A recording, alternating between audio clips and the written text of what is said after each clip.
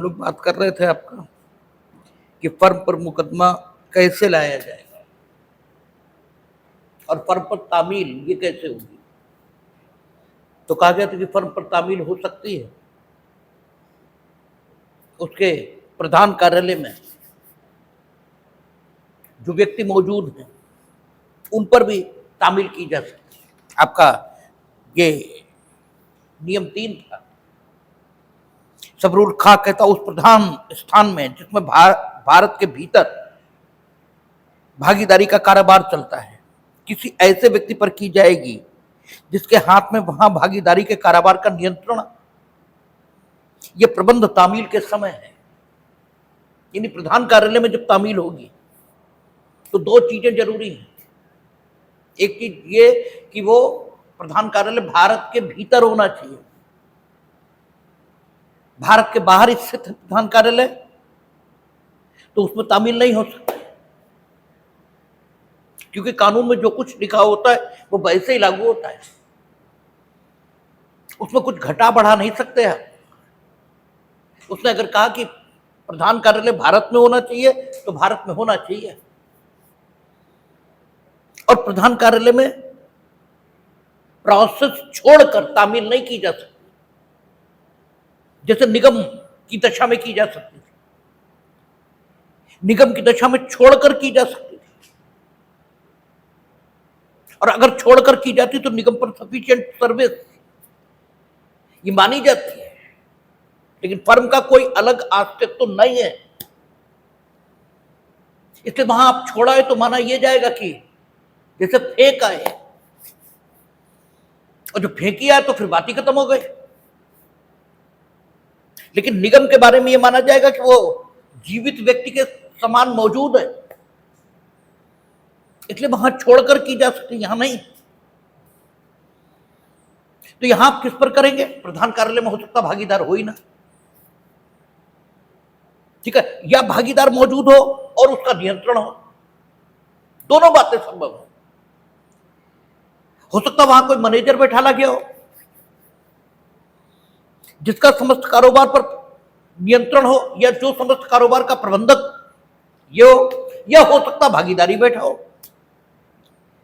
वही नियंत्रण कर रहा हो, वही प्रबंध कर रहा हो। तो प्रधान कार्यालय में आप जब पहुंचेंगे और संबंध की तामील ये करना चाहिए, तो फिर वहां जो कारोबार का प्रबंध या नियंत्रण कर रहा है उसी पर तामील करेंगे, whether he is a partner in that firm or he is simply managing the business of the firm, मतलब वो केवल प्रबंधक है तो भी उसी पर करेंगे। केवल तत्समय नियंत्रण रख रहा है, प्रबंधक भी नहीं है। जैसे हमने कहा था कि प्रिंसिपल ऑफ होल्डिंग आउट लागू होता है। प्रिंसिपल ऑफ होल्डिंग आउट कहां दिया? पार्टनरशिप एक्ट में सेक्शन 28, व्यपदेशन का सिद्धांत। हमने आपसे बात की थी जब पार्टनरशिप एक्ट पढ़ा है तब भी की और कल भी की कि आप किसी फर्म को भागीदारी में चला रहे हैं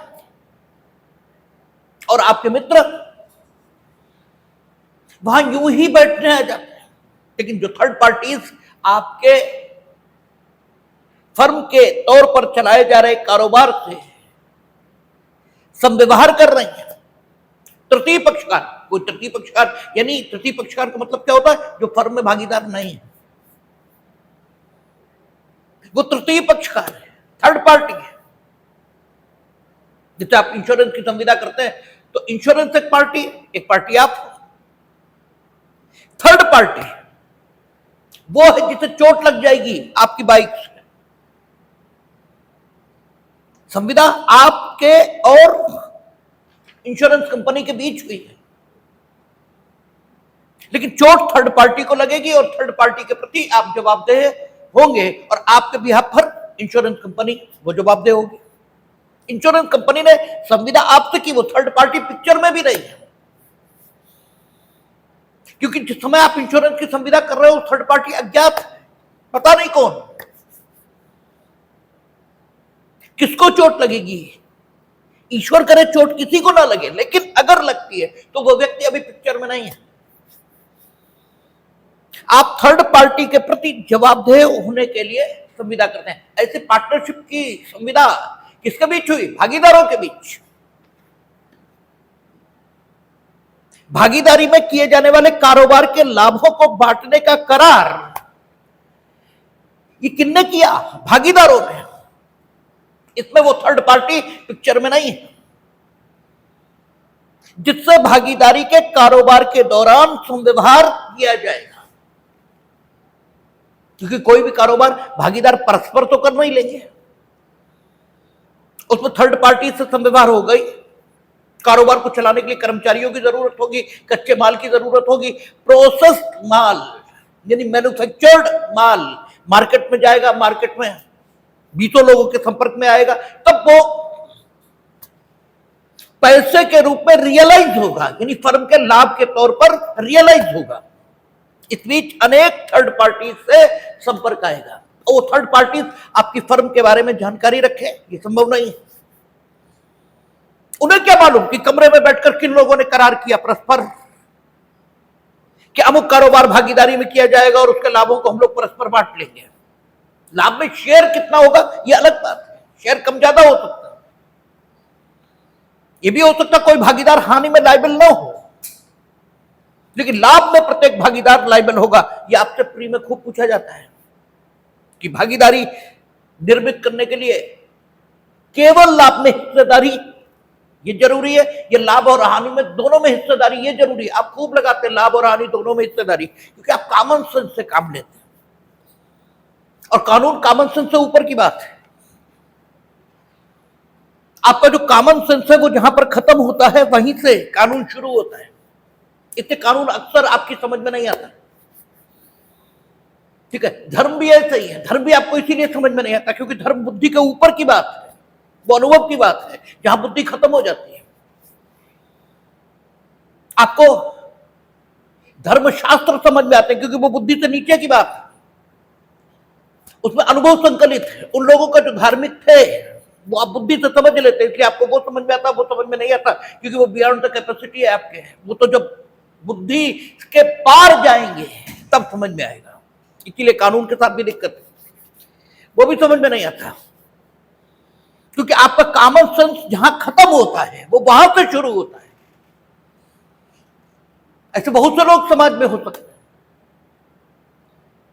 जिनके पास जोखिम उठाने की क्षमता नहीं है, लेकिन स्किल है, कौशल है। और ऐसे भी बहुत से लोग हो सकते हैं जिनके पास स्किल नहीं है लेकिन जोखिम उठाने की क्षमता है। उनके पास 10 करोड़ रुपए रखे, नहीं रहेगा 1 करोड़, चलो हटाओ, हाँ ज्यादा नुकसान हो जाएगा, 1 करोड़ बर्बाद हो जाएगा, होने दो। उनके पास जोखिम लेने की क्षमता है। हमारे पास 100 ही रुपए है, स्किल है, हमने वो 100 रुपए खर्च कर दिए, भूखों मरने की स्थिति आ जाएगी, इसलिए मेरी स्किल का कोई लाभ नहीं। अगर हम दोनों मिल जाएं और हम ये कहते हैं कि जोखिम में मेरी कोई हिस्सेदारी नहीं होगी, क्योंकि उसी वजह से तो हम कुछ कर नहीं रहे, और वो कहे कि ठीक है जोखिम में तुम्हारी कोई हिस्सेदारी नहीं, लेकिन शेयर कम ज्यादा रहेगा, हम 60% तुम 40%, राजी हो तो बताओ, तो मेरी स्किल का और उसकी पूंजी का दोनों का लाभ समाज को हो सकता है, ठीक है। और इसलिए पार्टनरशिप का कानून ये बनाया गया है जहां हानि में हिस्सेदारी जरूरी नहीं, लाभ में हिस्सेदारी जरूरी है, ताकि जो जोखिम सहन करने की क्षमता रखता है वो स्किल वाले का शोषण न कर सके। इसलिए लाभ में हिस्सेदारी जरूरी, हानि में हिस्सेदारी जरूरी नहीं। हमने बार बार कहा कि कानून में ऐसे बहुत से प्रावधान होते हैं जो आपकी समझ से परे, लेकिन वो समझ से परे होने के कारण गलत नहीं है, आपकी समझ का विस्तार वहां तक नहीं है, और आपका अहंकार अपनी समझ को दोष देने नहीं देता। आपका अहंकार इस बात की इजाजत नहीं देता कि आप अपनी समझ को दोष दो। दूसरे को दोष देना सबसे आसान काम है। तो आप कह देते हैं कि कानून तो बेकार है, इसमें संशोधन हो जाना चाहिए, जबकि आपके बताए संशोधन अगर कानून में होंगे तो वो बर्बाद हो जाएगा, तो सिस्टम ही नहीं चलेगा।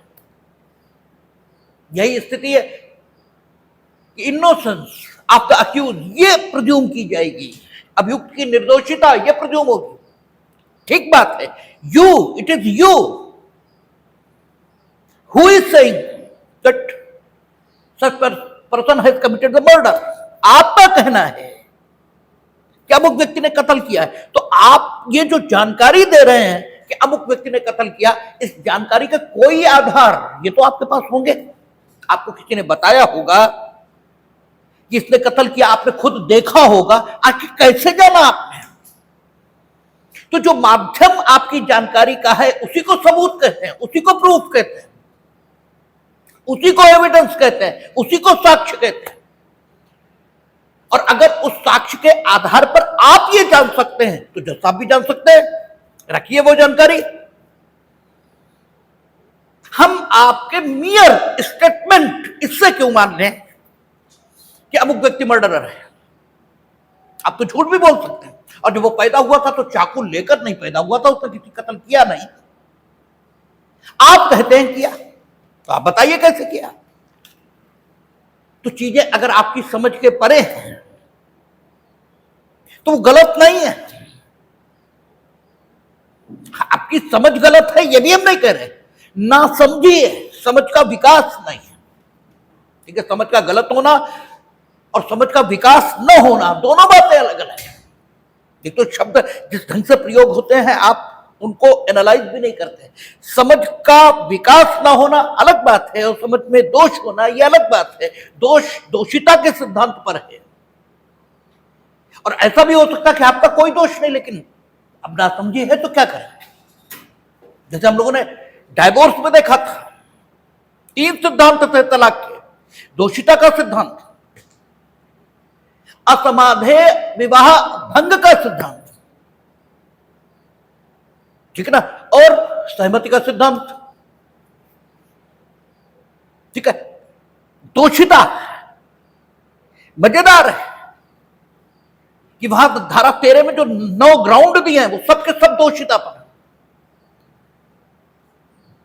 सहमति का सिद्धांत कहां दिया? 13B। और असमाधेय भंग का सिद्धांत कहां दिया? 13(1)A।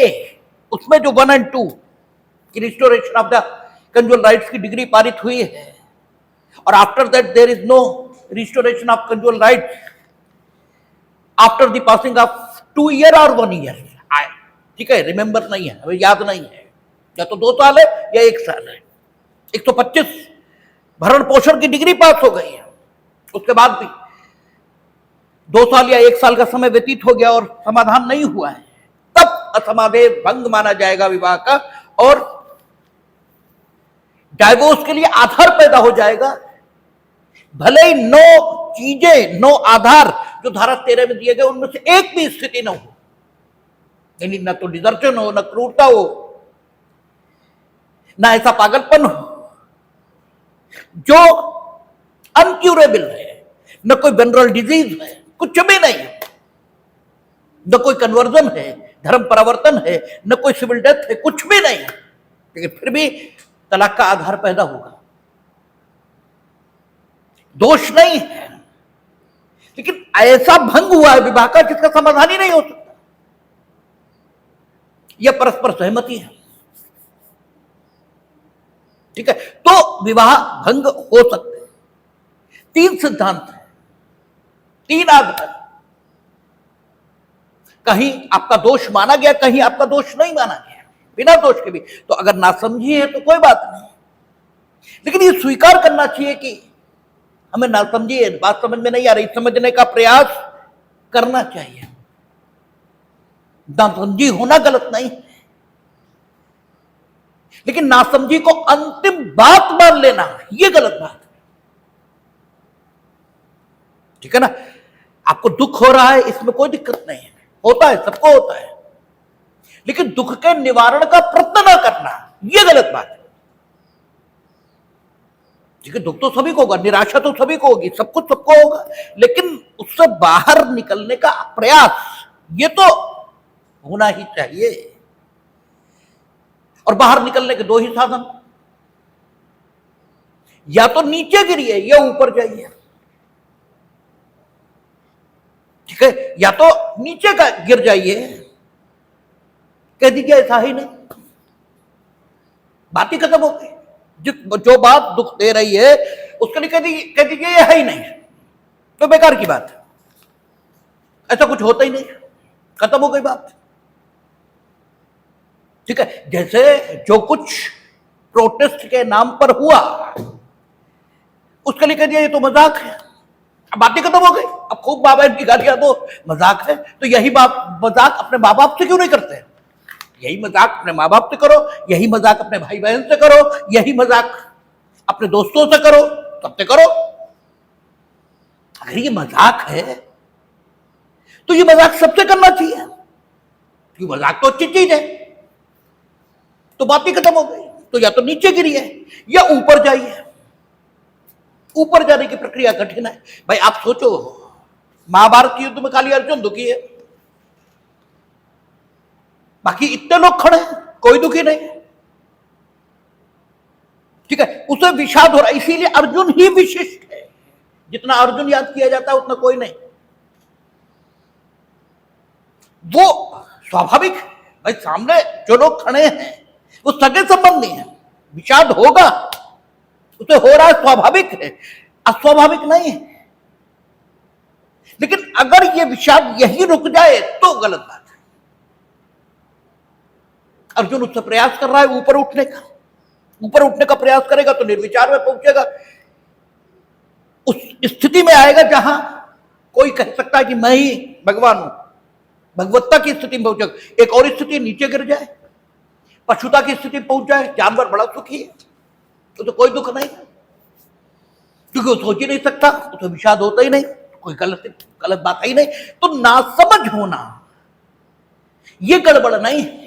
आदमी नासमझ है, बहुत सारी चीजें नहीं समझता, लेकिन समझ का प्रयास न करना ये गलत बात है। जानवर मनुष्य से कमतर इसीलिए है क्योंकि वो समझने का प्रयास नहीं कर रहा, इसलिए वो कमतर है। इसलिए नहीं कि उसके पास समझ नहीं, वो तो मनुष्य के पास भी नहीं है, बहुत सारे विषयों की नहीं, लेकिन वो आगे बढ़ने की कोशिश करता है इसलिए। लेकिन सभी मनुष्य नहीं भी करते, इसलिए कहते तुम पशुवत, तो कोई दिक्कत नहीं। कानून जहां पर सोचना शुरू करता है वहां आपका कॉमन सेंस खत्म होता है। इसीलिए उसने कहा कि प्रधान कार्यालय, भागीदारी के प्रधान कार्यालय में अगर सर्विस ऑफ सम्मन हुई है तो पहली चीज भारत में होना चाहिए। दूसरा चीज नियंत्रण रखने वाले या प्रबंध करने वाले। अब ये नियंत्रण रखने वाला, प्रबंध करने वाला अलग अलग व्यक्ति भी हो सकते हैं, एक व्यक्ति भी हो सकते हैं। भागीदारी नियंत्रण रख रहा, भागीदारी ही प्रबंध भी कर रहा, तो बात खत्म हो गई, तो भागीदार पर तामील हो गई, वो एजेंट है सबका, सब पर हो गई। भागीदार नहीं है प्रधान कार्यालय में, तो नियंत्रण रखने वाला व्यक्ति बैठा है, नियंत्रण रखने वाला व्यक्ति जरूरी नहीं भागीदार हो। आप 20 बार अपने कारोबार को थर्ड पार्टीज के संबंध में अपने मित्रों पर छोड़कर चले जाते हैं कि तेरा कोई आए तो दे देना सामान, इतना पैसा ले लेना, और हम अभी आ रहे हैं। और ऐसा आप अक्सर कर सकते हैं। रोज खाना खाने जाते हैं आप 2 बजे, और रोज 2 बजे आप अपनी दुकान किसी और को सौंप देते हैं। वो पार्टनर नहीं है, लेकिन एक आदमी है वो रोज 2 बजे सामान लेने आता है, और उसे वही आदमी मिलता है जो सिर्फ नियंत्रण कर रहा है कारोबार का। वो तो उसी को मानेगा कि यही है मालिक। और ये मिस्टर अगर नियंत्रण रखते हुए उसे सूचित नहीं करते कि हम सिर्फ नियंत्रक हैं, तो व्यपदेशन के सिद्धांत के मुताबिक, प्रिंसिपल ऑफ होल्डिंग आउट के मुताबिक, ये भी पार्टनर माने जाएंगे फर्म में उस थर्ड पार्टी के लिए। नियंत्रण रखने वाला व्यक्ति, प्रबंध करने वाला। अब एक ऐसा हो सकता है जो सिर्फ मैनेजर है, उससे कोई मतलब ही नहीं, ना नियंत्रण रखता है ना कोई चीज, व्यवस्थाएं बनी रहे बस इसका। जिम्मा उसके पास है। तो ये तीनों व्यक्ति अलग अलग हो सकते हैं, ये तीनों शक्तियां एक व्यक्ति में निहित हो सकती हैं, लेकिन जो भी हो, सर्विस ऑफ समवन, इफ ठीक है, you are going to perform the service of someone at the head office of the firm, then that someone, that service must be done on that person who is the partner और who is having the control और management of that firm. ठीक है ना? तो ये स्थिति रहेगी। अब जिस व्यक्ति पर तामील हो गई, वो या तो नियंत्रण रख रहा है या प्रबंध कर रहा है, ये भागीदार भी हो सकता है और ये सिर्फ नियंत्रण और प्रबंध रखने वाला व्यक्ति भी हो सकता है। इसीलिए उसने नियम 5 में कहा कि सूचना की तामील किस हैसियत में की जाएगी। ठीक है, कहता जहां संबंध फर्म के नाम निकाला गया है और उसकी तामील नियम 5 द्वारा उपबंधित रीति से की गई है, वहां ऐसे हर व्यक्ति को जिस पर उसकी तामील की गई है, ऐसी तामील के समय दी गई लिखित सूचना द्वारा यह जानकारी दी जाएगी कि क्या उस पर तामील भागीदार की हैसियत में या भागीदार के कारोबार, नियंत्रण या प्रबंध करने वाले व्यक्ति की हैसियत में या दोनों हैसियतों में की जा रही है, या दोनों हैसियतों में। ठीक है, आप बताएंगे उससे कि हाँ, आप किस हैसियत में उस पर तामील कर रहे हैं। ठीक है, अगर आपकी दृष्टि में वो भागीदार है, प्रबंधक भी है, नियंत्रक भी है, सब कुछ है, तो आप बता देंगे भागीदार की हैसियत में हम कर रहे हैं। अगर वो सिर्फ नियंत्रक या प्रबंधक है, तो आप बता देंगे नियंत्रक या प्रबंधक के रूप में हम तुम पर तामील कर रहे हो, तुम अपने भागीदारों को बताओ। और आप जानते ही नहीं कि वो भागीदार है, नियंत्रक है या प्रबंधक है, और आप तामील कर रहे हैं, तब स्थिति क्या बनेगी उसके आगे बता रहा है। और ऐसी सूचना देने में व्यतिक्रम होने पर, ऐसी सूचना देने में व्यतिक्रम होने पर, यानी आप जानते ही नहीं तो सूचना देंगे कैसे? ये जानते हैं फिर भी नहीं दे रहे, लेकिन व्यतिक्रम तो दोनों दशाओं में है। ठीक है, आप जानते हैं कि अमुक व्यक्ति भागीदार है, प्रबंधक है या नियंत्रक है, फिर भी नहीं बता रहे और जानते ही नहीं है, तो दोनों दशाओं में परिणाम तो यही होने वाला है कि आप बताएंगे नहीं उसे, यानी व्यतिक्रम, यानी डिफॉल्ट आपके द्वारा सूचित किए जाने में, ये तो दोनों दशाओं में होने वाला है। तो उन दोनों दशाओं के लिए उपबंध ये तो बनेगा। तो कहता है और ऐसी सूचना देने में व्यतिक्रम होने पर उस व्यक्ति के बारे में जिस पर तामील की गई है, यह समझा जाएगा कि तामील भागीदार की हैसियत में की गई, यह समझा जाएगा, क्योंकि बैठा तो हेड ऑफिस में है। ठीक है, बैठा तो हेड ऑफिस में, तो माना यह जाएगा if the summon has been served on that person who is holding the head office of the firm as a partner, उस पर भागीदार की हैसियत से तामील की गई। लेकिन संभव यह भी है कि वो भागीदार न हो, और संभव यह भी है कि भागीदार हो और बता ना रहा हो, यह भी संभव है। बातें तो दोनों संभव है। तभी कहते हैं कि कानून बनाने वालों ने आपके दिमाग को बहुत अच्छी तरह एनालाइज किया है। Whatever the possibility may be, जो भी संभावनाएं हो सकती हैं, सबके लिए प्रोविजन मौजूद है। ये भागीदार हो सकता है और बताना रहो, ये भी संभव है, और न हो और आपने समझ लिया हो, ये भी संभव है। तो कहता है आगे इसे मौका मिलेगा, ये आए और आपत्ति करे कि हम फर्म में भागीदार नहीं है, हम तो सिर्फ मैनेजर हैं या नियंत्रण रख रहे थे। और अगर ये ऐसा कहता है तो that will be the preliminary issue, वो प्रारंभिक वाद बिंदु होगा, और that will be decided by the court at the very first. सबसे पहले वही डिसाइड किया जाएगा ये भागीदार है या नहीं, और अगर उसने नहीं किया ऐसा तो फिर भागीदार माना जाएगा, क्योंकि तामीली उस पर भागीदार के हैसियत से हो गए। फिर तुम जानो तुम्हारा काम जाने। अपने हितों के प्रति आपको भी जागरूक रहना चाहिए, क्योंकि अगर आप भागीदार मान लिए गए और फर्म के विरुद्ध दायित्व निर्णित हुआ तो आप भी उसमें हिस्सेदार होंगे। इसलिए आपको you must raise the objection, you must file the objection if you are not holding the office of the firm as a partner. तो आप ऑब्जेक्शन करिए, डिसाइड होगा। और अगर कोर्ट ये डिसाइड करता है कि थे आप पर पार्टनर थे, आप पार्टनर के तौर पर तामील हुई है, तो आपके पास अपील, रिवीजन, ये रास्ते हैं, ठीक है, क्योंकि प्रिलिमिनरी डिग्री मानी जाएगी, ठीक है, इसकी सेकंड अपील है और ऊपर तक सब होगा। नहीं है तो रिवीजन करिए। अगर आपने ये दोनों काम नहीं किया और अंत में डिग्री हो गई, तो फिर आप डिग्री में हिस्सा बटाएंगे, कंट्रीब्यूशन करेंगे, क्योंकि आपने क्यों नहीं, अगर आप नहीं थे, आप पे गलत डिसाइड हो गया, तो आपको आगे by way of appeal, revision जाना चाहिए था। और फिर हमने कहा आपसे कि अपील रिवीजन भी करते जाइए, हो सकता है अपील रिवीजन में भी गलत डिसाइड हो, लेकिन फिर कहीं तो रुकना ही पड़ेगा। फिर तो आप अपनी किस्मत को दोष दीजिए। संभव यह भी है कि सुप्रीम कोर्ट से भी गलत डिसाइड हो, होता है, हुआ है, लेकिन फिर आप ये मानिए कि हम उन दुर्भाग्यशाली लोगों में हैं कि जो सुप्रीम कोर्ट से भी गलत निर्णय पा गए, और फिर उसके लिए भगवान से शिकायत करिए, मानव के द्वारा बनाए गए तंत्र से नहीं, क्योंकि फिर तो किस्मत ही खराब है, क्या करूं, ठीक है। लेकिन माना यही जाएगा कि अपील रिवीजन में आपकी बात अगर ठीक होगी तो माना जाएगा। आपको जाना चाहिए था, नहीं गया, तो फिर आप परिणाम भुगतिए।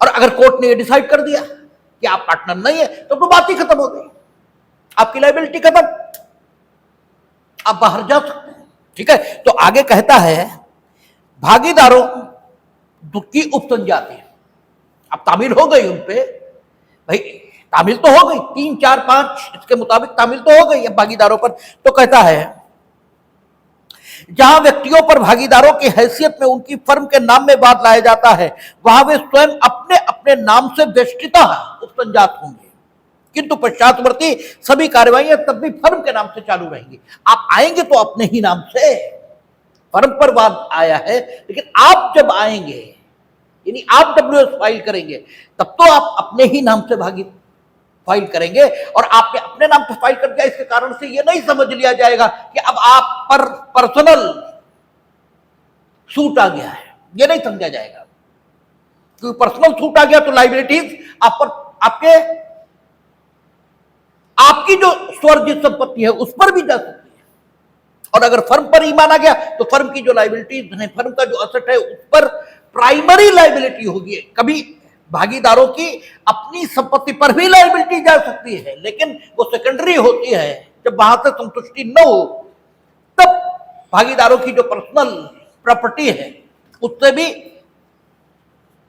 फर्म के विरुद्ध जो डिग्रीदार है उसकी डिग्री की संतुष्टि कराई जा सकती है, लेकिन वो सेकेंडरी है, प्राइमरी नहीं है। इसलिए यहां पर कहा कि भागीदारों पर की गई तामील जब पूरी होगी तो वे व्यक्तिशः, व्यष्टिता या व्यक्तिशः एक ही बात होती है, उपस्थित होंगे और अभिवचन आदि प्रस्तुत करेंगे। लेकिन इसके कारण से यह नहीं समझ लिया जाएगा कि अगली कार्यवाहियां फर्म के विरुद्ध नहीं, उनके विरुद्ध, ऐसा नहीं समझा जाएगा, मुकदमा फर्म नाम से ही चलेगा। कहता है भागीदारों द्वारा ही उपसंजाति होगी, अन्यथा नहीं, भागीदारों द्वारा ही। कहता है जहां संबंध की तामील ऐसे व्यक्ति पर जिसके हाथ में भागीदारी के कारोबार का नियंत्रण या प्रबंध है, नियम 3 द्वारा उपबंधित रीत से की गई, वहां जब तक कि वह उस फर्म का जिस पर वाद लाया गया है भागीदार न हो, उसका उपसंजात होना आवश्यक नहीं होगा। हो जाए आके गलत, कोई दिक्कत वाली बात नहीं, लेकिन अगर उपसंजात नहीं होता तो भी कोई गड़बड़ वाली बात नहीं, क्योंकि आवश्यक नहीं होगा। अनावश्यक काम आप कर देते हैं तो भी कोई गड़बड़ नहीं होती। जो कुछ अनावश्यक है, if that have been done by you, तो कोई गड़बड़ नहीं हुआ, अनावश्यक बस समय की बर्बादी हो गई, अधिकतम इतना ही है। जैसे वहां खड़े होंगे, कई बार तो हम इतना क्रोध चढ़ने लगता है, कल खड़े थे, घंटों लगा दिए क्रॉस एग्जामिनेशन, निकले तो कुंडी किसने खोली, कुंडी खटखटाई तुमने, कितनी देर थी, बेकार की बात। अब अगर ऑब्जेक्शन करो तो टाइम और लगेगा, क्योंकि फिर ये साबित करो कि तुम जो पूछ रहे हो ये कानूनन तुम नहीं पूछ सकते,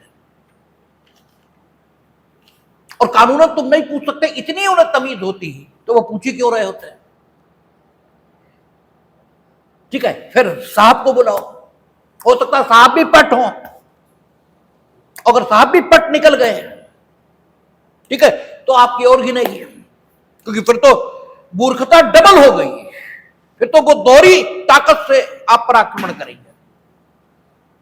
अब आप अधिकतम ये कर सकते हो, लड़ झगड़ कर ऑब्जेक्शन लिखवा कर वो कर सकते हो, तो लिखवा लो और टाइम ही लगेगा। इससे बढ़िया भैया पूछ ही लो क्या करें, बैठे हैं आराम से, और वो बड़े खुश हो रहे हैं, उन्हें लग रहा है हम बहुत अच्छा क्रॉस कर रहे हैं, जबकि क्रॉस एग्जामिनेशन आप काहे पे करेंगे? उन बातों पर जिन्हें प्रतिपरीक्षा में विधिपूर्ण घोषित किया गया है अंतर्गत धारा 146 अर्थात गवाह का चरित्र और सारी चीजों पर, या जो कुछ उसने चीफ एग्जामिनेशन में कहा उससे संबंधित जो रिलेवेंट हो सकता है। रिलेवेंट कहा दिया 6 से 55। आप बताओ कि कैसे अगर हम ये पूछें बताओ कैसे रिलेवेंट?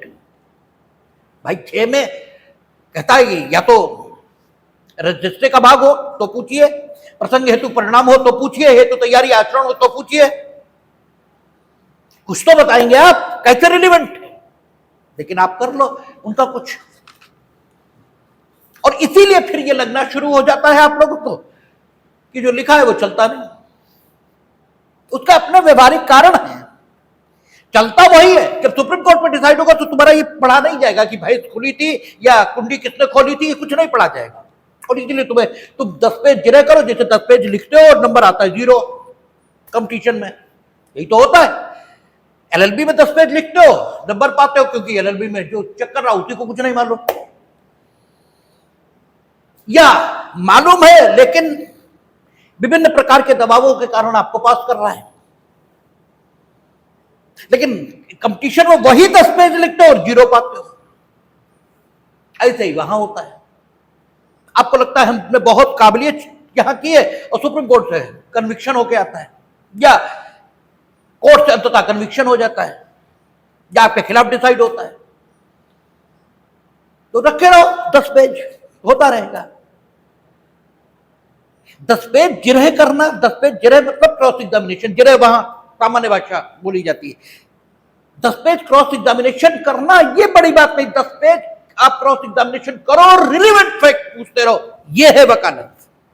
अब आप सीनियर हो, अब आप जीनियर हो कि 10 पेज की और एक भी सवाल आप ये नहीं कह सकते कि इररिलेवेंट है। 6 से 55 तक हम बता सकते हैं कि यहां रिलेवेंट, ये यहां रिलेवेंट, ये यहां रिलेवेंट।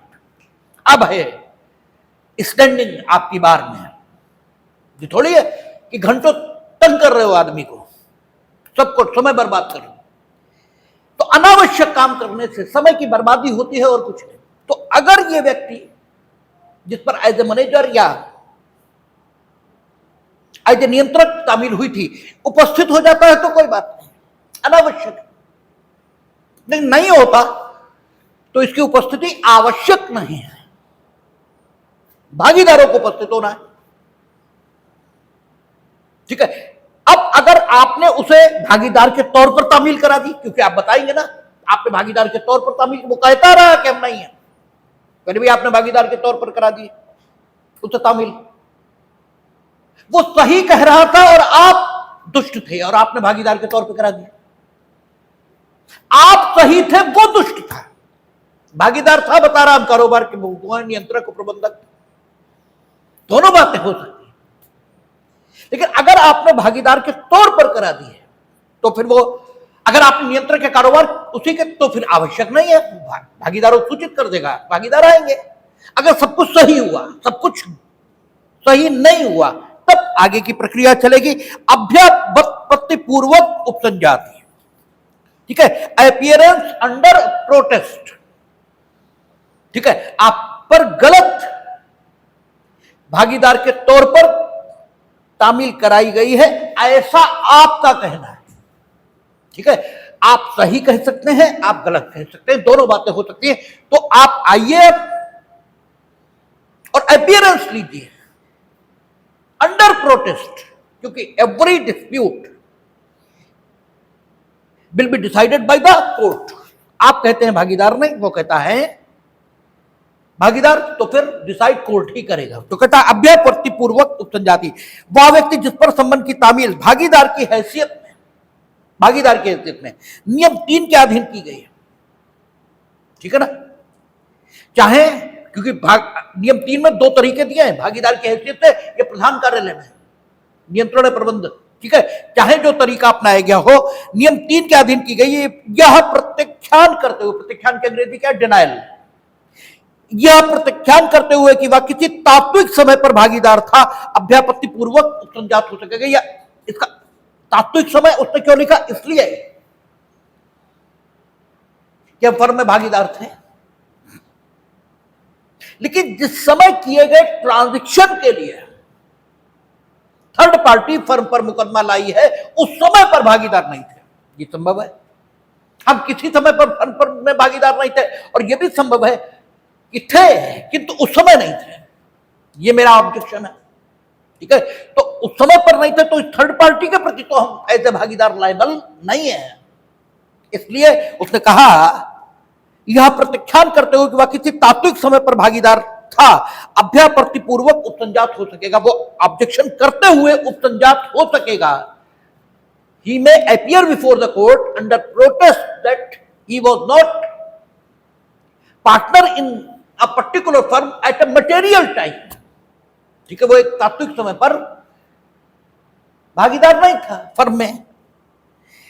ऐसी उपसंजाति की जाने पर, यानी अपीयरेंस अंडर प्रोटेस्ट किए जाने पर, या तो वादी या उपसंजात होने वाला व्यक्ति वाद की सुनवाई और अंतिम निपटारे के लिए नियत तारीख के पूर्व किसी भी समय न्यायालय से इस बात का अवधारण करने के लिए आवेदन कर सकेगा कि क्या वह व्यक्ति फर्म का भागीदार था और उस हैसियत में दायित्वाधीन था। यानी न्यायालय अपने आप इस प्रश्न को पहले निर्धारित करने लगे, ये नहीं होगा, अंतिम रूप में तो निर्धारित करेंगे ही, लेकिन if you want to get decided this question before the judgment of suit, then either you or plaintiff must file an application before the court for the adjudication of this particular issue, that at a material time that person was partner in the firm or not. Or if you will file that type of application, then the court will decide this application or this objection at very first, ठीक है ना। अगर ऐसा होता है तब यह होगा, और वादी और वो व्यक्ति जो भागीदार होने से इनकार कर रहा, दोनों में से कोई भी न्यायालय से कहता ना, या उपसंजात होने वाला व्यक्ति वाद की सुनवाई और अंतिम निपटारे के लिए नियत तारीख के पूर्व किसी भी समय न्यायालय से इस बात का अवधारण करने के लिए आवेदन कर सकेगा। और आवेदन हमेशा आप एप्लीकेशन के माध्यम से ही करेंगे कि क्या वह व्यक्ति फर्म का भागीदार था और उस हैसियत में, भागीदार की हैसियत में दायित्व के अधीन था, ठीक है। दोनों बातें डिसाइड होंगी। At a material time he was a partner और नॉट, और अगर था तो उसका कोई दायित्व है भी या नहीं, ठीक है ना। क्योंकि वहां भी कहा कि अगर कपट करेंगे आप फर्म के साथ तो हो सकता है आप ही अकेले दायित्व के अधीन हो, वो न हो, या आपने विविक्षित प्राधिकार का उपयोग किया है, ठीक है। तो विविक्षित प्राधिकार, कल हमने बात की थी implied authority of the partner, तो अगर आप विविक्षित प्राधिकार का उपयोग करेंगे तो उसका उपयोग करने का एक तरीका दिया है वहां, कि आप पहले घोषित करेंगे कि हम ये काम अपने लिए नहीं फर्म के लिए कर रहे हैं, ये नहीं तुमने फर्म के लिए तुमने एक काम किया और ये बताया ही नहीं कि फर्म के लिए कर रहे हो या अपने लिए, और नुकसान हो गया तो तुमने कह दिया अरे ये तो हमने इंप्लाइड अथॉरिटी फर्म के लिए किया था, क्योंकि नुकसान हो गया ना, अब तुम कहोगे अपने लिए किया था तो सारा नुकसान तुम्हें सहन करना पड़ेगा, फर्म के लिए किया तो फिर सब में डिवाइड होगा, और लाभ हो गया तो कह दो कि हमने अपने लिए किया था, क्योंकि लाभ फिर सब में डिवाइड होगा। तो ये नहीं, इफ यू आर, ठीक है, doing some work in your employed authority, तो आप पहले डिक्लेयर करें। तो ये भी हो सकता हम फर्म में पार्टनर थे लेकिन हम दायित्व के अधीन नहीं, ये हमारा कहना है, ठीक है ना। तो दोनों बातें कोर्ट डिसाइड करेगा। कि वह फर्म का भागीदार था और उस हैसियत में दायित्व के अधीन था या नहीं। अगर कोई यह कहता है कि हम पार्टनर नहीं थे, ठीक है ना, यदि ऐसे आवेदन पर न्यायालय यह अभिनिर्धारित करता है कि वह तात्विक समय पर भागीदार था, अगर न्यायालय ने यह डिसाइड कर दिया कि वह तात्विक समय पर भागीदार था, दो ही बातें हो सकती हैं, या तो भागीदार था न्यायालय यह डिसाइड करेगा, या भागीदार नहीं था न्यायालय यह डिसाइड करेगा। तो भागीदार था तब क्या पोजीशन बनेगी, यह नियम 3 में है, और भागीदार नहीं था यह न्यायालय ने डिसाइड किया तो पोजीशन क्या बनेगी, यह नियम 4 में दिया, और बाकी कुछ ही नहीं। यदि ऐसे आवेदन पर न्यायालय यह अभिनिर्धारित करता है कि वह तात्विक समय पर भागीदार था, तो वह बात उस व्यक्ति को प्रतिवादी के विरुद्ध दावे के रूप में फर्म के दायित्व का प्रत्याख्यान करते हुए प्रतिरक्षा फाइल करने से प्रभावित नहीं करेगी। ठीक है, अगर न्यायालय ने डिसाइड कर दिया, क्योंकि आप ये डिसाइड करने की मांग, ठीक है, कब कर सकते हैं, वाद की सुनवाई और अंतिम निपटारे से पूर्व किसी भी समय। आपने डब्ल्यूसी फाइल नहीं किया, आप आए और आपने यही एप्लीकेशन लगा दी, यह मौखिक आपने कहा, क्योंकि एप्लीकेशन दोनों तरीके से हो सकती है, लिखित भी मौखिक भी। आपने यही कहा कि सबसे पहले ये डिसाइड कर दिया जाए साहब हम भागीदार हैं या नहीं। हम तो कहते हैं हम नहीं हैं, डिसाइड हो गया कि हैं आप, ठीक है। तो ये नहीं मान लिया जाएगा कि ये डिसाइड हो गया है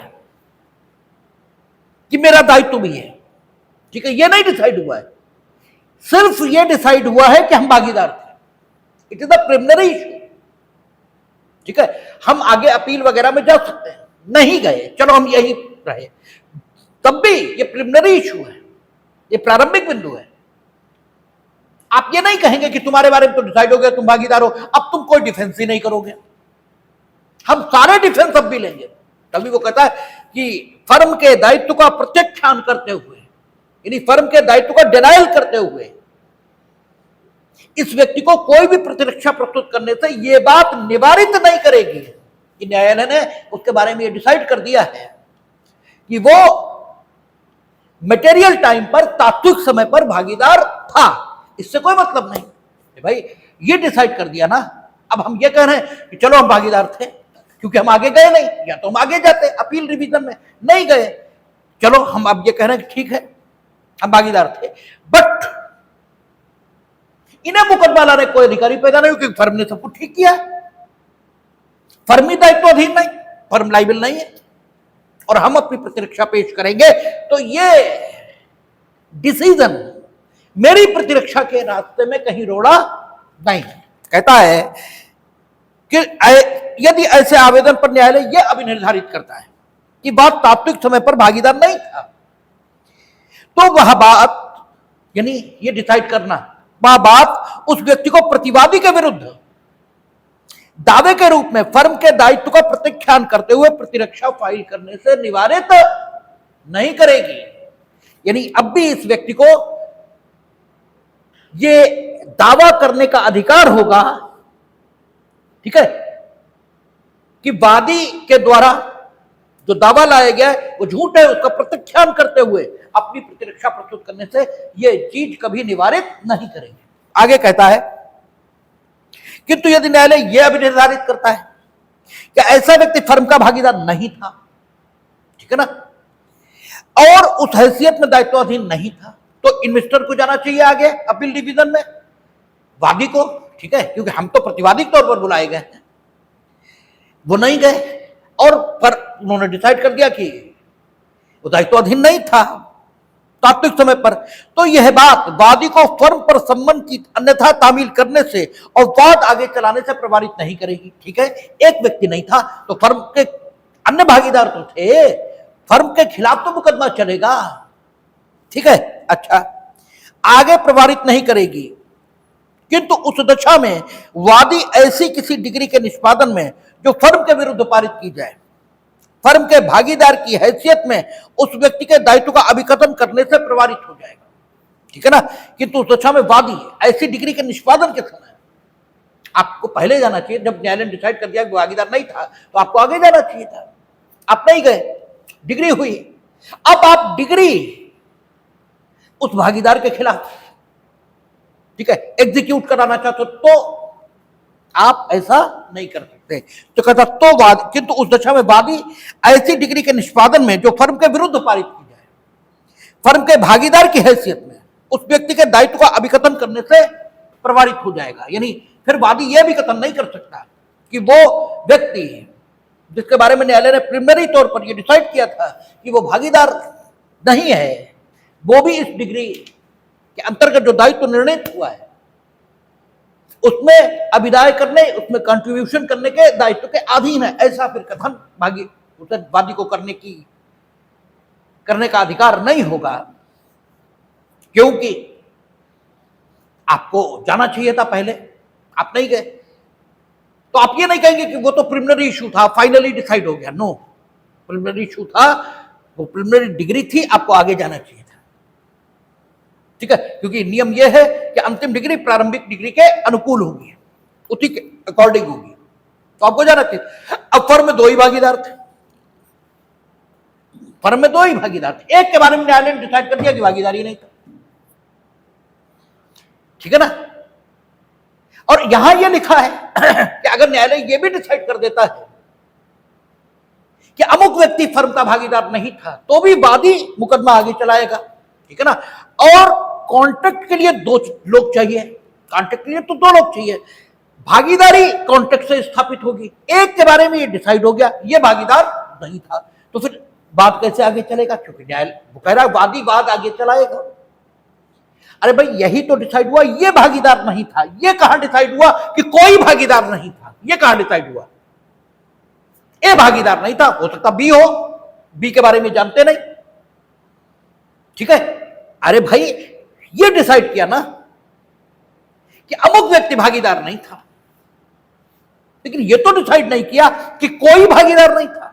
हम कहते ए भागीदार था लेकिन इनफैक्ट बी था, या तो न्यायालय ये डिसाइड करता कि कोई भागीदार नहीं था, सोल प्रोप्राइटर ये थे, अकेले ये कारोबार कर रहे थे, ये तो डिसाइड नहीं किया न्यायालय ने ये डिसाइड किया कि ये भागीदार नहीं थे, तो इससे क्या फर्क पड़ता है, दो थे तो दो थे, तब भी आगे मुकदमा चलेगा। सहभागीदारों के बीच बात, अब हो सकता डिस्प्यूट भागीदारों में ही पैदा हो जाए और भागीदारों को ही मुकदमा लाना पड़े एक दूसरे के खिलाफ। हालांकि जो पार्टनरशिप एक्ट है वो ये कहता है कि फर्म अगर थर्ड पार्टी पर मुकदमा लाना, फर्म अगर थर्ड पार्टी पर मुकदमा लाना चाहती है तो फर्म को रजिस्टर्ड होना होगा। बिना रजिस्ट्रेशन फर्म थर्ड पार्टी पर मुकदमा नहीं ला सकती, और फर्म के भागीदार भी अगर परस्पर एक दूसरे पर मुकदमा लाना चाहते हैं तो भी फर्म को रजिस्टर्ड होना होगा। लेकिन अगर थर्ड पार्टी फर्म पर मुकदमा लाना चाहती है तो फर्म रजिस्टर्ड न भी हो तो भी फर्म पर मुकदमा आएगा। इसीलिए आपसे वहां पूछा जाता है कि क्या भागीदारी फर्म का रजिस्ट्रेशन अनिवार्य है, तो उसका उत्तर होता है कि भागीदारी फर्म का रजिस्ट्रेशन अनिवार्य नहीं है, किंतु भागीदारी अधिनियम में जो प्रावधान दिए गए हैं, शायद इस संबंध में धारा 68 है, जहां तक हमें याद पड़ता है कि सहभागीदारों को एक दूसरे पर मुकदमा लाना है, या भागीदारी फर्म को किसी पर मुकदमा लाना है तो उसका रजिस्टर्ड होना जरूरी होगा। या तो 68 है या शायद 65 है, इन दोनों में से एक है, हो सकता तीसरा भी हो, लेकिन जहां तक हमें याद पड़ रहा है इन दोनों में से कोई एक है। तो लिखा यह जाता है कि भागीदारी फर्म का रजिस्ट्रेशन जरूरी नहीं, लेकिन जो भागीदारी अधिनियम में प्रावधान है उनकी प्रकृति को देखते हुए ये जरूरी लगता है कि फर्म का अगर रजिस्ट्रेशन आपने नहीं कराया है तो आपको जबरदस्त नुकसान हो जाएंगे, ठीक है, जबरदस्त नुकसान हो जाएंगे। तो उन नुकसानों के निवारण के लिए कोई भी फर्म का रजिस्ट्रेशन कराएगा ही कराएगा, ठीक है। तो सीधे मजबूर नहीं किया गया है, आपको प्रकारांतर से मजबूर किया गया है फर्म के रजिस्ट्रेशन के लिए। कहता है सहभागीदारों के बीच में बात, कहता है ये आदेश फर्म और उसके एक या अधिक भागीदारों के बीच के वादों को, फर्म और उसके एक या अधिक भागीदारों के बीच बीच के वादों में, यानी कुछ भागीदार एक तरफ है, कुछ भागीदार एक तरफ है। और ऐसे वादों को जो उन फर्मों के बीच में है जिनमें एक या अधिक सहभागीदार है, दो फर्मों के बीच, ठीक है, लागू होगा, किंतु ऐसे वादों में कोई भी निष्पादन न्यायालय की इजाजत के बिना जारी नहीं किया जाएगा और ऐसे निष्पादन को जारी करने की इजाजत के लिए आवेदन किए जाने पर ऐसे सभी लेखाओं का लिया जाना और जांच की जानी निर्दिष्ट की जा सकेगी और ऐसे निर्देश दिए जा सकेंगे जो न्याय संगत। यानी अगर दो रजिस्टर्ड फर्में एक दूसरे के खिलाफ मुकदमा ला रहे हैं या सहभागीदार एक दूसरे के खिलाफ मुकदमा ला रहे हैं तो भी ये आदेश लागू होगा। तामील सारी चीजें इसी प्रकार से की जाएंगी। मुकदमे का लाया जाना फर्म नाम से ही आएगा, सारी चीजें यही रहेगी। ये निष्पादन अगर डिग्री हो जाती है तो न्यायालय की इजाजत के बिना नहीं किया जाएगा, क्योंकि निष्पादन कराने से पूर्व फर्म के अकाउंट का सेटलमेंट करना पड़ेगा, ठीक है ना। तुम डिग्रीदार जरूर हो गए, डिग्री के माध्यम से तुम्हें अधिकार जरूर मिल गए, लेकिन हो सकता है थर्ड पार्टीज की देनदारियां हो तो उनके प्रति तो तुम भी लायबिल हो, ठीक है ना। तो प्रिलिमिनरी चीजें, ठीक है, कहता है न्यायालय की इजाजत के बिना जारी नहीं किया जाएगा और ऐसे निष्पादन को जारी करने की इजाजत के लिए आवेदन किए जाने पर अगर आप, ठीक है, ऐसी डिग्री जो सहभागीदार के तौर पर आपको मिली है, एक फर्म को दूसरी फर्म के खिलाफ मिली है, इस डिग्री के निष्पादन के लिए आवेदन कर रहे हो, ठीक है, इस डिग्री के निष्पादन के लिए आप आवेदन कर रहे हो, अंतर्गत आदेश 21 नियम 49 से 50 होना चाहिए। यह भी पूछ दिया जाता है, ये खूब पूछा जाता है कि फर्म के विरुद्ध निष्पादन,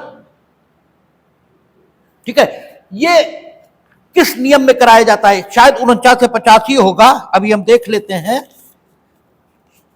कहां पर, क्योंकि गार्निशी के बाद था 49 से 50 होना चाहिए। हाँ ठीक है, 49 और 50 अंतर्गत आदेश 21 नियम 49 और 50 निष्पादन के लिए आवेदन दिया जाएगा फर्म के विरुद्ध डिग्री का। तो ऐसा आवेदन अगर आप देते हो तो आवेदन किए जाने पर ऐसे सभी लेखाओं का लिया जाना और जांच की जानी निर्दिष्ट की जा सकेगी और ऐसे निर्देश दिए जा सकेंगे जो न्याय संगत हो। तुम डिग्रीदार तो हो गए फर्म के खिलाफ, लेकिन थर्ड पार्टीज की लेनदारियां बताया, और थर्ड पार्टीज की लेनदारियां तो तुम भी दायित्व के अधीन हो और उनको देने के बाद तुम्हारा कुछ बचता ही नहीं, ठीक है ना। तो निष्पादन एकदम नहीं कराया जाएगा, न्यायालय की इजाजत से कराया जाएगा और न्यायालय की इजाजत के लिए आपने आवेदन किया तो पहले अकाउंट का सेटलमेंट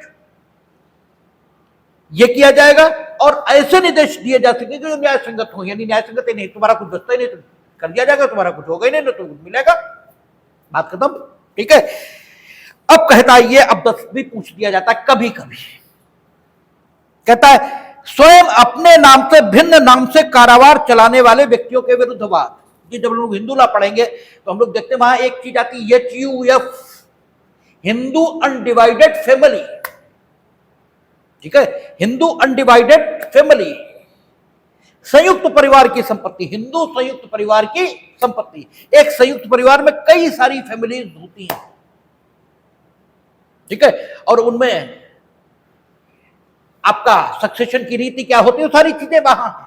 लेकिन कुल मिलाकर यहां पर सिर्फ इतना ही कि हिंदू अनडिवाइडेड फैमिली भी होती है और हिंदू अनडिवाइडेड फैमिली के लोग जब कारोबार करते हैं मिलकर तो वो फर्म के द्वारा किया जा रहा कारोबार नहीं माना जाता है। एक परिवार बरसों से चाय का व्यापार करता था,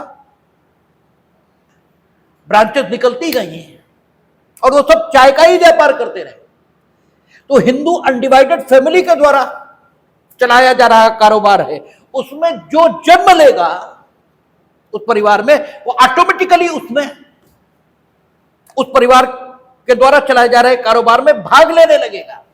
लेकिन फिर भी वो भागीदार नहीं माना जाएगा, क्योंकि भागीदारी संविदा से प्रोद्भूत होती है, संस्थिति से नहीं। आपको ये, आपका ये स्टेटस है, संस्थिति है, हिंदी में संस्कृति कहते हैं, अंग्रेजी में स्टेटस। आपका ये स्टेटस है जो आपको वहां जन्म लेने से हासिल हो गया परिवार के मेंबर के तौर पर, उस रूप में आप उस कारोबार के संचालक बन गए। लेकिन अगर आप भागीदार होना चाहते थे आप सब, तो आपको कांटेक्ट करना चाहिए था कारोबार के लाभों को बांटने के लिए, ठीक है, कारोबार संचालित करने के लिए और कारोबार के लाभों को बांटने के लिए, जो कि आपने नहीं किया। इसलिए हिंदू अविभक्त परिवार द्वारा चलाया जा रहा कारोबार, यह लोगों का एक समूह एकत्रित हो गया और वो कोई कारोबार चलाने लगा, ठीक है, सामूहिक नाम से, और उन्होंने अपना एक सामूहिक नाम रख लिया। तो इस कारण से उन्हें फर्म नहीं मान लिया जाएगा, ठीक है। लेकिन अगर वो मुकदमा लाते हैं ऐसे सामूहिक नामों से कारोबार करने वाले लोग या हिंदू अनडिवाइडेड फैमिली के लोग, तो उनके द्वारा मुकदमा लाए जाने की सूरत में यही आदेश लागू हो जाएगा, अर्थात मुकदमा उसी सामूहिक नाम से आएगा जिस नाम से वो कारोबार करते हैं, सबको प्रतिवादी बनाया जाएगा, उसी ढंग से तामील होगी, उसी ढंग से सारे काम चलेंगे। कहता है स्वयं अपने नाम से भिन्न नाम से कारोबार चलाने वाले व्यक्ति के विरुद्धवाद, अपना नाम से नहीं चला रहे, सामूहिक नाम से इकट्ठा हो गए कई सारे लोग, सबके नाम लिखकर कारोबार चला रहे हो ऐसा नहीं, उन्होंने अपना एक अलग नाम रख लिया और कारोबार चलाना शुरू कर दिया। ये हिंदू अनडिवाइडेड फैमिली के लोग एक साथ इकट्ठा हैं और उनके अलग अलग नाम हैं, लेकिन उन्होंने कारोबार चलाने के लिए एक अलग नाम रख लिया और उसके मुताबिक कारोबार चला रहे हैं। मुकदमा लाने की जरूरत हो गई तो यही आदेश लागू होगा। कहता है अपने नाम से भिन्न, अपने नाम से भिन्न नाम या अभिनाम से कारोबार चलाने वाले किसी भी व्यक्ति पर या किसी नाम से कारोबार चलाने वाले हिंदू अविभक्त कुटुंब पर वाद उसी नाम या अभिनाम में इस प्रकार लाया जा सकेगा मानो वह फर्म का नाम हो, और इस आदेश के सभी नियम वहां तक लागू होंगे जहां तक मामले की प्रकृति से अनुज्ञात हो। दो बातें कह दी, वहां तक लागू होंगे जहां तक मामले की प्रकृति से अनुज्ञात हो, यानी अगर इंस्टीट्यूट होना है सूट तो उस नाम से हो जाएगा, तामील होनी उस नाम से हो जाएगी, लेकिन डिग्री सबके खिलाफ अलग अलग, ठीक है, भी एग्जीक्यूट हो सकती है या डिग्री के लिए हो सकता है अकाउंट लेने की जरूरत ना पड़े। तो जहां तक लागू हो वहां तक लागू किए जाएंगे, न लागू हो रहे हो तो नहीं भी किए जाएंगे। और कहा नाम और अभिनाम, दो बातें कही। तो नाम होता है, ठीक है, नाम तो सबको पता ही है नाम क्या होता है। अभिनाम यानी ऐसा कारोबारी ढंग जो स्वयं में पहचान बन जाता है। उन्होंने कहा फलाने गद्दे वाले, फलाने पानी वाले, फलाने, इस ढंग के जो नाम होते हैं, ये स्टाइल है कारोबार करने का। उन्होंने कहा कि चाय वाला, ठीक है, तो चाय वाला ये एक स्टाइल है, तो चाहे नाम से या अभिनाम से मुकदमा आ सकेगा और ये प्रोविजंस लागू होंगे इस आदेश के वहां तक जहां तक लागू हो सके। तो ये फर्म के विरुद्धवाद समाप्त हुआ और अगला आदेश 31 है। ये भी थोड़ा कम इंपॉर्टेंट है, इससे भी ज्यादा नहीं पूछा जाता, ठीक है। अगला, उससे अगला और उससे अगला, यानी 32 और 33 वो बहुत इंपॉर्टेंट है। 34 फिर कम इंपॉर्टेंट और 35, 36 और 37 ये इंपॉर्टेंट है, जिनमें 35 सदा सर्वदा इंपॉर्टेंट रहा, 36 और 37 अभी पिछले 4-6 साल से इंपॉर्टेंट हो गया है। और आगे 38-39 तो वो बता भी चुके और वो सदा सर्वदा इंपॉर्टेंट रहे भी हैं। तो देखेंगे आगे, जैसी बात होगी बताइए।